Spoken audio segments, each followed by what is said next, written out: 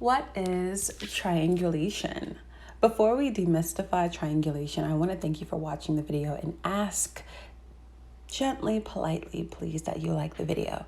Comment or even share, but definitely take this time right now to like the video, as it is of great benefit to me as a content creator. I also want to say regarding the narcissist, just so we are clear, that the narcissist is a genuinely bad person. We as people prefer not to judge others harshly, but giving the narcissist grace won't do you any good. Don't cast your pearls before swine. They'll trample them underfoot. They don't know the value of them. The narc is swine. Much of what created the narcissist through trauma also inspired the beauty of the empath. And yet the empath became a good and loving person while the narc did not. So there is no need to let your compassion for their plight of childhood neglect get you to keep exposing yourself to narcissistic abuse. Perhaps you went through childhood neglect and abuse as well, but you did not come out seemingly soulless with a completely blackened heart. So understand that trying to heal the narc, please understand that trying to heal the narc is above your pay grade, and walk away. Also, it must be said before we get into discussing triangulation that the narcissist will destroy you for having the same qualities about yourself that they admire. The same thing about you that makes them admire you will be the same thing that makes them want to mire you, as in putting you in the muck and miry clay and just besmirching your character. It's the same motivation. They will seek out an association with you because it looks good to be in your corner, on your team, a part of you. Like a fan who can't wait to snap a photo with a celebrity and post it, your narc couldn't wait to say, I am the companion of so-and-so. You're so-and-so, because I don't know your name. The fragrance of your impressive accomplishments can now be smelled upon them because they're always so close to you. You know how you hug somebody and they smell good and people can get a little hint of their perfume? You know, maybe you hug Rihanna and you smell like that Killian and they're just like, oh, that smells good. And it's like, that's not me. That was Riri. She was just here. Listen, behind closed doors, they will seek every opportunity to lead you into portraying those same good qualities and accomplishments so they can now say to your circle, or whatever circle, which they've worked themselves into, behold, she is a fake and I am the real thing. I'm what you thought she was, usurping your relationships and identity. And now you're without a community. Finally, once they believe they've stolen your worth from you, they move on to another shiny target. But if they catch you redeeming yourself or being of interest in any way, the love bombing begins again via a process called hoovering, another narcissistic personality disorder jargon type of word that we will define in a later video. They're going to seek to empty you with the same process of usurpation. So remember, earlier I was just talking about how, they admire who you are. They try to usurp who you are, your influence, your circle, whatever perks there were to being you. They try to take those away by imitating you and absorbing you. So think invasion of the body snatchers. They want to hang around you to become you, using your identity and goodness to present themselves to the world, something like a human shield.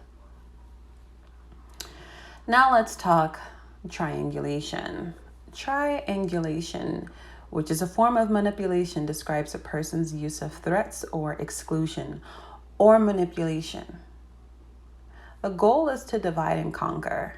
It involves the use of indirect communication, often behind someone's back. In the list of toxic behaviors, triangulation may be the most well known. It's like every narc is reading from the same book. I know that people use narc to talk about narcotics and Narcos, the series, but I use narc so that I don't have to say narcissist, narcissistic, all right? The narcissist, the narc, loves to lay the groundwork of character defamation against you in front of mutual acquaintances. So even if you are open to a third party helping you solve a matter between you and the narc, the third person they involve is already biased against you in a major way. even if you know you're right and can withstand outside judgment, because I mean, you know, you've moved in integrity, you know who you are. What you don't know is that you have already been maligned to such a degree behind your back to the third party that they are going to involve. And I say that the narc will involve because they're not going to let you have, you know, the autonomy to choose the third party, to choose a mediator. And even if they allow you to do that, they're only going to deny their actions, play up your own mistakes until that third party no longer knows what is true or false. Narcissists get to the average person. That's the truth. Narcissists can abuse the average person.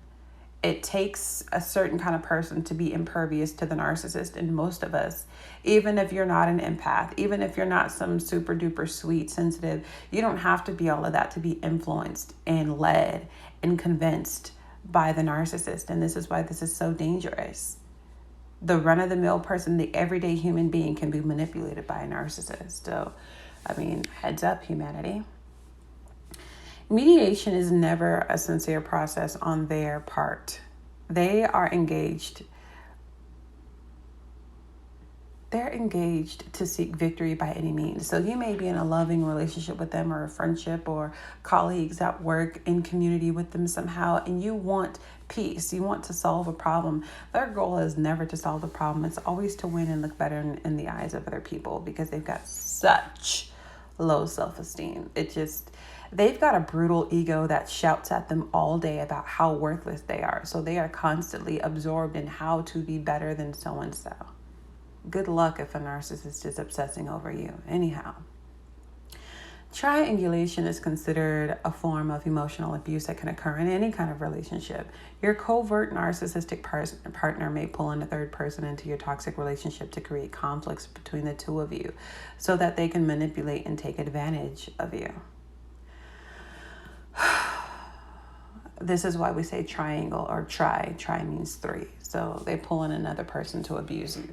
They pull in another person in order to efficiently and successfully break you down. People with narcissistic personality disorder frequently use triangulation to enhance their feelings of superiority, raise their self-esteem, devalue others, and keep potential competitors off kilter. If they are intimidated by you, good luck, girl. Good luck. You can be as friendly as you want to be. You can be as unassuming with pure intentions as you want to be. They will fight you like they're at war. And I say competitors loosely because even though I know you were never competing, because I was never competing with the people that I specifically run into. Competition didn't, it didn't enter my mind. I'm actually not.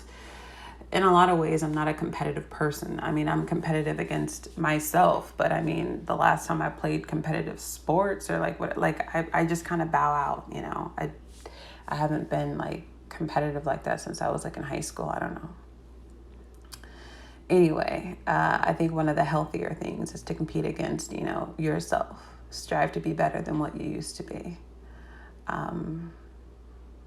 I say competitors, like I said, even though I know you were never competing with them.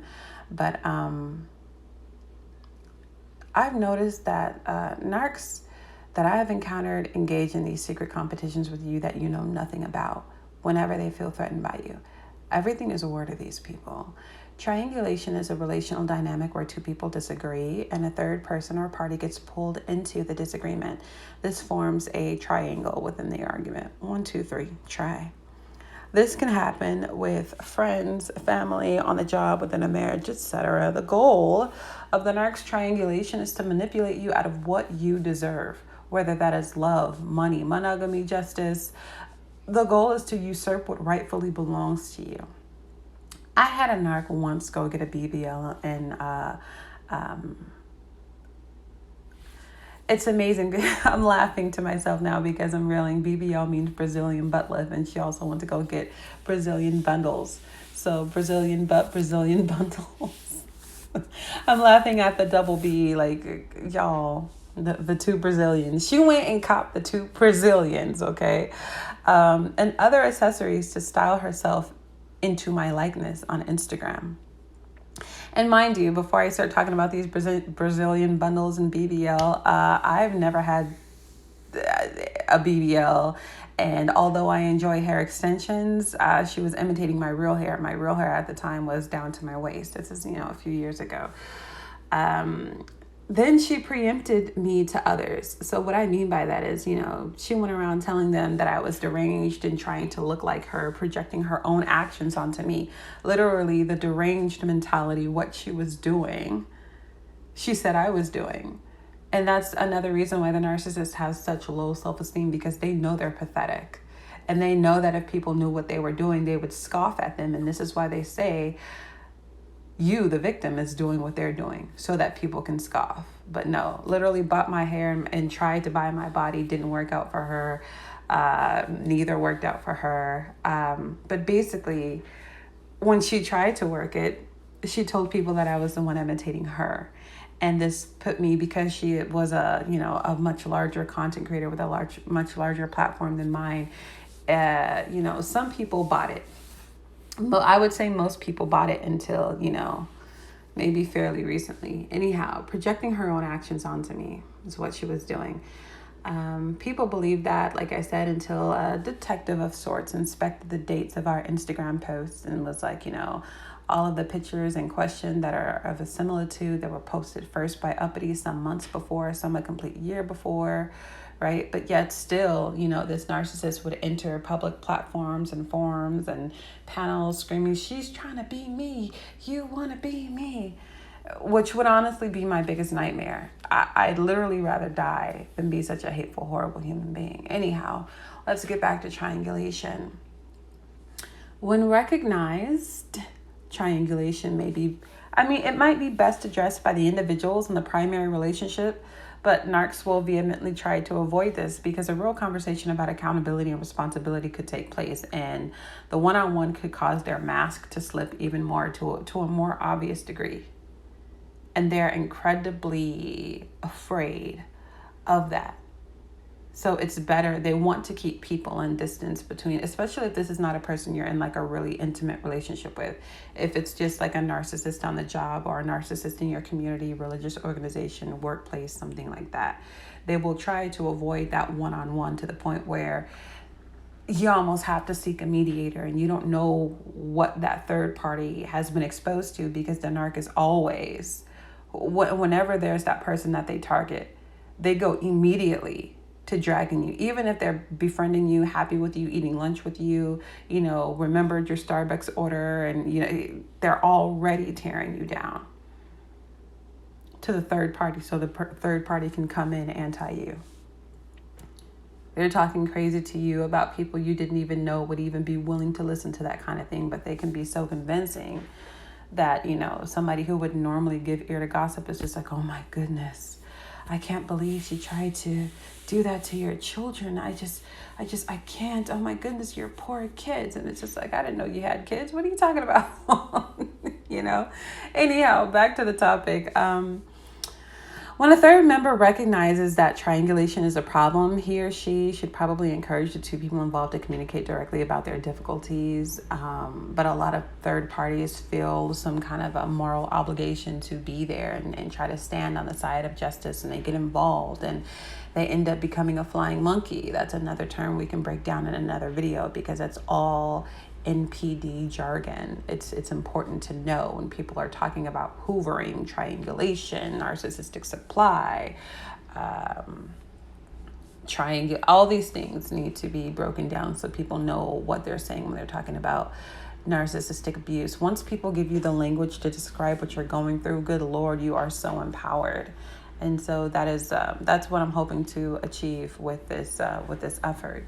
Anyhow, you see people on YouTube all the time try to accomplish this. What I was just saying previously about how, when a third member finally recognizes that triangulation is the problem, they're like, all right, well, y'all two need to talk. You two need to have a conversation. You'll see them try to engage, I'm the moderator or mediator, and you guys are going to have a conversation. But, it doesn't work. Right? They try to get the two quarreling parties, a narcissist and you, or, insert victim on a panel. But, the narcissist overtalks the victim, throws out any egregious accusation they can, and drowns out the voice of the more reasonable, respectful person. And by then, the mediators are too tired or too overstimulated to care anymore about solving the issue. And there's been so much word salad.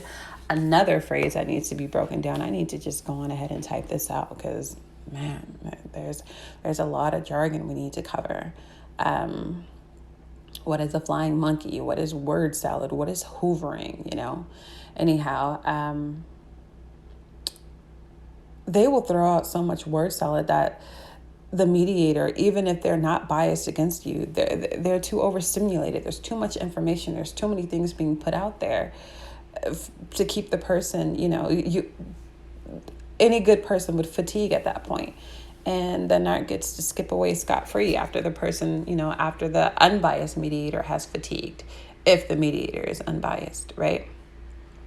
People with NPD often fail to understand other people's needs and values because they are completely deluded. These are delusional people, delusions of grandeur. That is one of the symptoms on the diagnostic criteria for NPD, for narcissistic personality disorder. They are completely deluded. People with NPD often fail to understand other people's values, opinions, belief system, their needs, because they're delusional.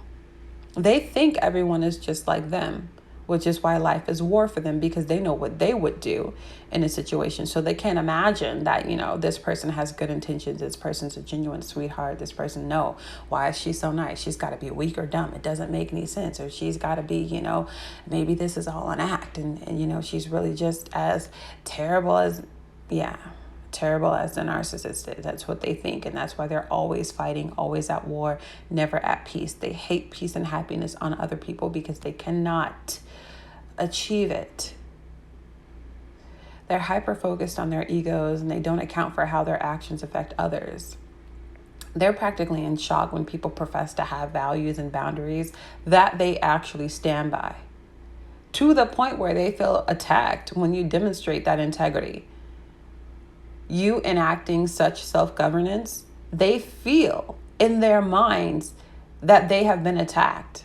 Let's say they attack you and they're like, hee hee ha ha. They really don't believe they're supposed to get any consequences. So when you react to that, they feel as if they've been victimized.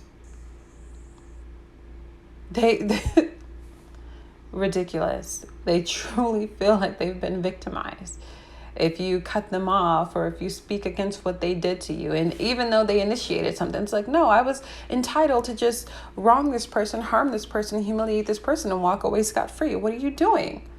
What are you doing having a reaction? What are you doing having a, Now, I know this sounds contradictory because oftentimes if a narcissist is close enough to you, they live for you to have a reaction. But more when it's workplace aggression or communal aggression and you don't have a personal relationship with these people, they're like, oh my God, I thought you went away. You're reacting? You're telling people about this? All those horrible text messages that I sent you, all those threats and extortion, you're reacting to that? No, you're just supposed to let me do what I want and just kind of like bow down to me because I don't know. They think they're Beyonce. Anyhow, so they're so perturbed and disturbed by your self-governance. Like, let's say person A, let's say you're like this, or I'm like this. I say, if person A does this, I as person B will cut them off. They're shocked when your convictions and your speech match your actions because theirs rarely do. There are 4 types of people. I mean, I'm sure there's more, but there's 4 types of people I'm about to describe who narcissists tend to be attracted to, right? People who are impressive in some way. So maybe I taught myself to play the piano when I was 5. Some people think that's impressive.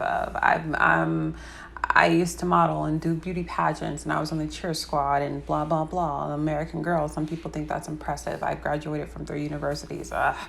Some people think that's impressive. Actually, I have my own opinions about that. I actually think, the people that I'm most impressed by, there are people like, and here's the deal, when I say impressed, I don't mean that I agree with everything they do. But, the Mark Zuckerbergs and the Elon Musks of the world who are so darn intelligent that they can drop out of college. They don't need college. College needs them. They get there, they learn a few things, and they say, I don't have to spend this money. I don't have to stay here. I can do that on my own. But you see how people, when you've got degrees, people think, oh, it's a pretty shiny trophy.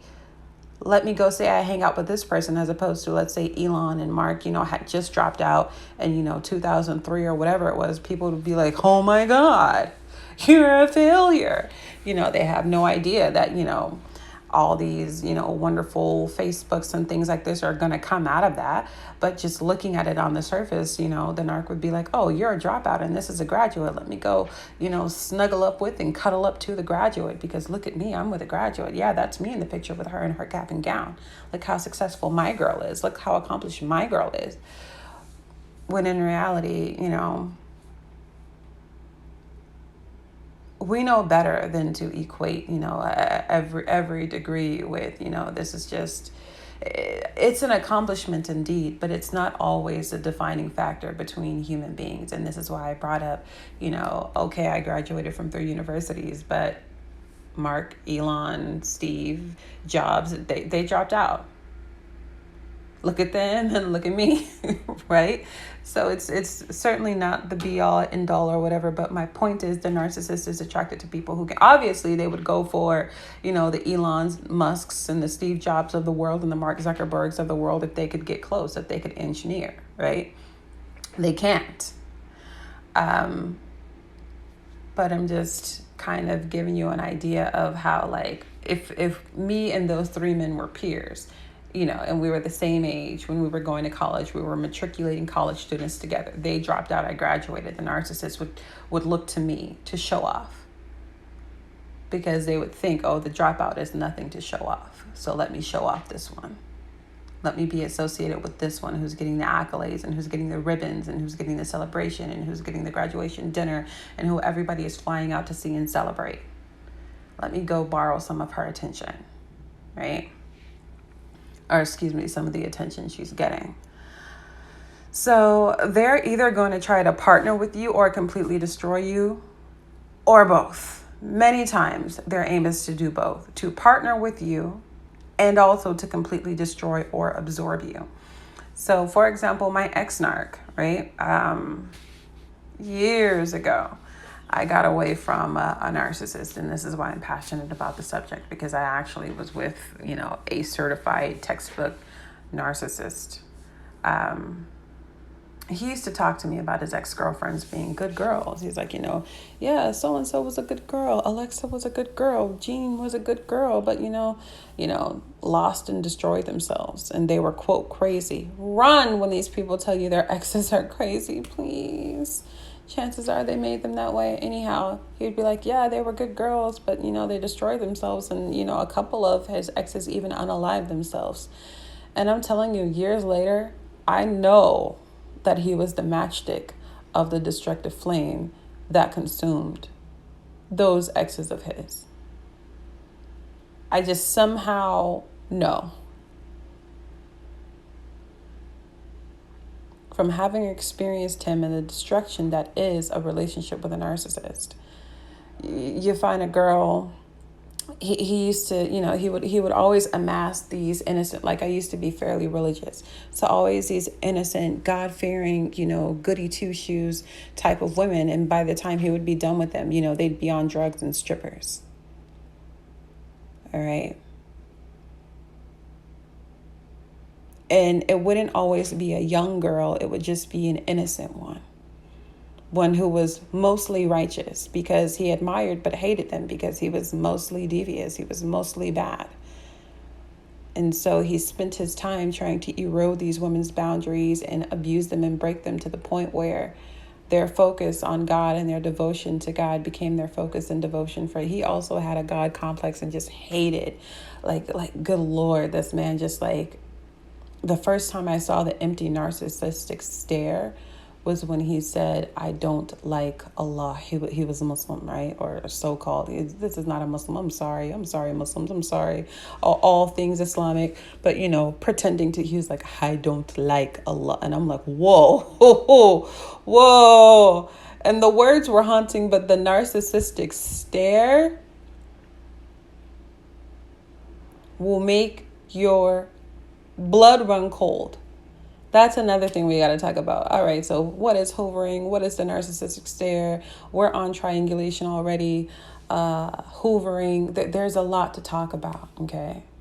Or not a lot. I'd say maybe we'll cover a dozen terms, and that should help you navigate, these seas of dealing with a narcissist, right? So that way it won't be this mystified conversation where you're just like, huh? What does that mean? Triangulation? Huh?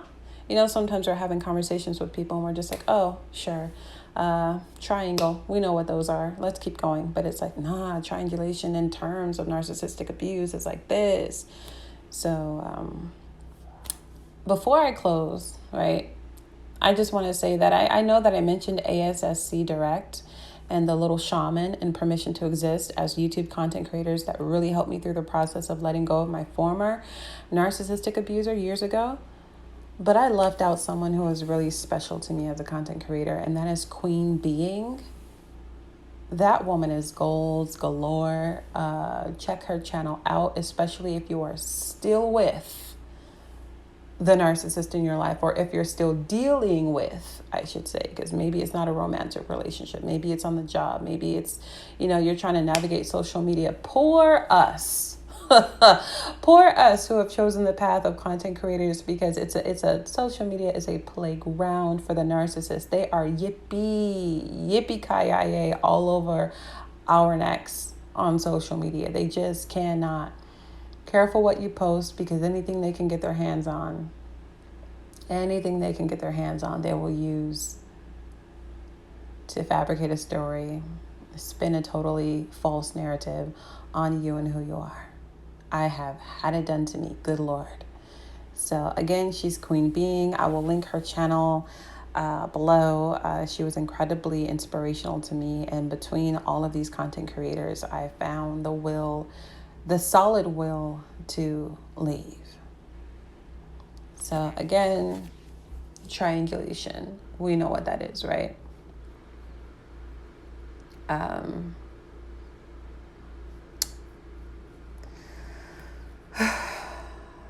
Like the video, share the video, and comment about, if there's a time like in your life where you've recognized triangulation, typing that out can make the term really kind of solidify itself in your head.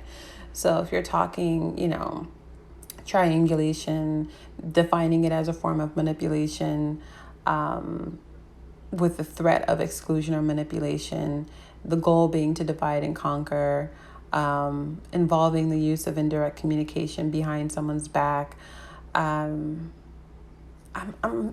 sure we can all relate to this, even if it wasn't done to you by a narcissist, because it's not always a narcissist who does this. Sometimes it's a person who was abused by a narcissist and they learned how to destroy an opponent or destroy somebody that they're perceiving as an opponent, by being abused by a narcissist. I actually had a woman who was very, I wouldn't define her as a narcissist at all. I was about to say I can't identify any narcissistic traits in her, but maybe a few. But 1, 2, skip a few, that doesn't make you a narc. You literally have to have like 5 or 7 out of the diagnostic criteria, something like that. So she was definitely not a narcissist, but actually had been abused by a narcissist online. Smear campaign, it was ugly, it was horrible. I cried. But I noticed that those tactics traumatized her so much. They were ingrained in her, and she knew how to do it too. And she did it to me. And she did the smear campaign. She did the triangulation with, talking to people behind my back. And I would go to panels and watch them listen to. I'm listening to this woman say everything that this woman tried to accuse me of. I'm listening to a totally different woman say to me what this other woman said to me. So I know it was a conversation. I'm like, you're literally saying the words out of her mouth. And, I knew they were friends. I knew they were working on something together, whatever it was. And so I'm just like, you guys are just behind the scenes dogging me out. And it just, it just came out. And the woman who was saying it to me, she was a total, just not the sharpest tool in the shed, 0% creativity. Whereas the woman who was saying those things to me, I recognize her as a creative. And I'm just like, wow. She said literally everything that woman was saying to me on that particular panel. I'm just like, you said this to me in an email. I could play that woman's voice and display the email, and you could see everything happening at the same time. I'm like, you put this in her head, because there's nothing in her head. There's nothing going on in her head. And that's why she believes you, because there's nothing going on in her head. She's not a critical thinker. You did this. You spread this. You wanted this. And I'm like, I've done no such thing to you. But honey, Saturn retrograde and karma is here. So here is to exposing the narcissists and the people who use triangulation as a weapon to divide and conquer against you or against anybody who is a genuinely good person. There are people who make mistakes, but they're still good people. And then there are people who are just, you're a throwaway of a human being.